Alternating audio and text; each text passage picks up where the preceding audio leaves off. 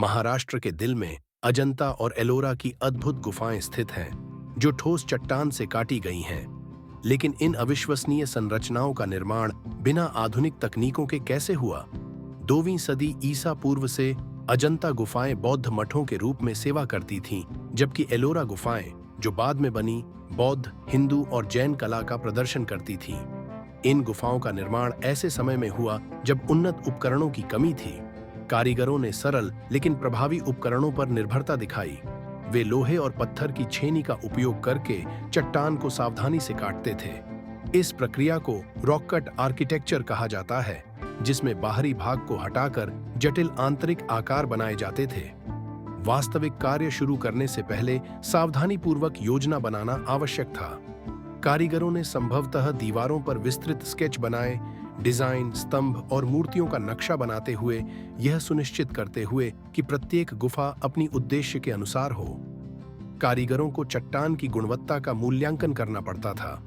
उन्होंने विशेष स्थलों का चयन किया जहां नरम, मौसम से प्रभावित चट्टानें थीं, जिससे काटना आसान हो जाता। उन्होंने टीम में काम किया, सबट्रैक्टिंग मेथड का उपयोग करते हुए, चट्टान को हटाते हुए न कि जोड़ते हुए। एक बार जब गुफाएं आकार में आ गईं, तो असली कला शुरू हुई। दीवारों को अद्भुत भित्ति चित्रों से सजाया गया, जो बुद्ध के जीवन और हिंदू देवताओं को दर्शाते थे। ये प्राकृतिक रंगों को पानी और पौधों के अर्क के साथ मिलाकर बनाए गए थे, जिससे सदियों तक जीवंत चित्रण बने रहे। यह प्रक्रिया कठिन थी। श्रमिकों को कठिन मौसम, थकान और चट्टान गिरने का खतरा का सामना करना पड़ा। इन चुनौतियों के बावजूद उनकी समर्पण और कौशल ने इन अद्भुत स्थलों के निर्माण को संभव बनाया। आज अजंता और एलोरा की गुफाएं प्राचीन इंजीनियरिंग और कला के प्रमाण के रूप में खड़ी हैं।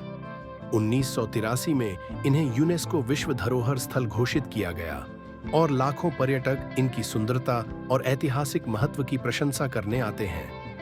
अजंता और एलोरा की गुफाएं हमें याद दिलाती है कि रचनात्मकता, दृढ़ता और टीम वर्क के साथ अविश्वसनीय कार्य किए जा सकते हैं, यहाँ तक कि आधुनिक तकनीक के बिना भी।